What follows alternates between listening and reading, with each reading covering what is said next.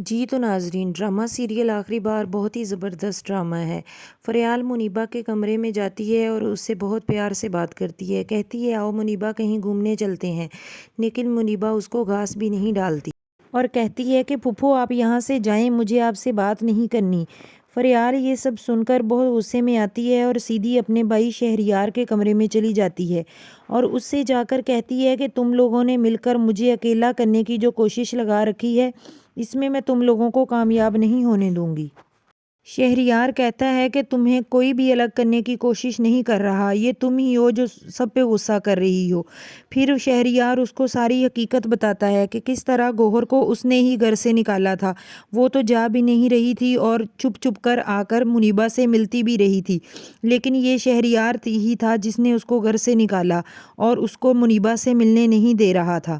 منیبا کے ساتھ جو کچھ بھی ہوا اس میں گوہر کا نہیں بلکہ سارا قصور میرا ہے، میں نے ہی منیبا پر توجہ نہیں دی۔ یہ ساری باتیں گوہر بھی تم کو بتا سکتی تھی، لیکن وہ چاہتی تھی کہ میں تمہاری نظروں میں نہ گر جاؤں، میرا امیج تمہاری نظروں میں خراب نہ ہو، اس لیے وہ تمہیں کچھ بھی نہیں بتانا چاہتی تھی۔ پر اس میں گوہر کا نہیں، سارا قصور میرا ہے، گوہر تو بے گناہ ہے۔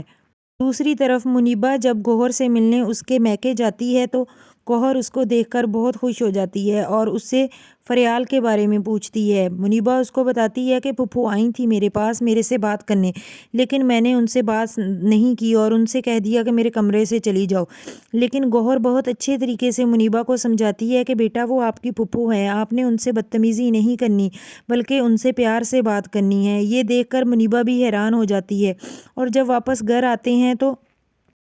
منیبا اپنی پھپھو سے بات کرتی ہے اور ان کو چارجر ڈھونڈ کے دیتی ہے۔ وہ کہتی ہے کہ مجھ سے یہ سب کرنے کے لیے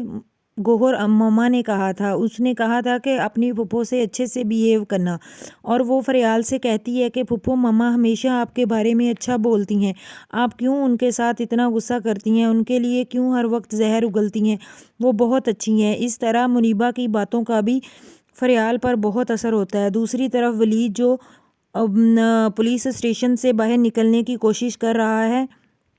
اس کے بیوی بچوں کو بھی ایک ٹھکانہ مل گیا ہے، وہ ایک جگہ نوکری کرنے لگ جاتی ہے، لیکن ولید جو ہے وہ اب کوشش کر رہا ہے کہ وہ جیل سے باہر آ جائے، تو انسپیکٹر شہریار کو بلاتا ہے اور کہتا ہے کہ آپ اس کو اس طرح مت چھوڑیں، اس کو کڑی سے کڑی سزا دلوانے میں میری مدد کریں۔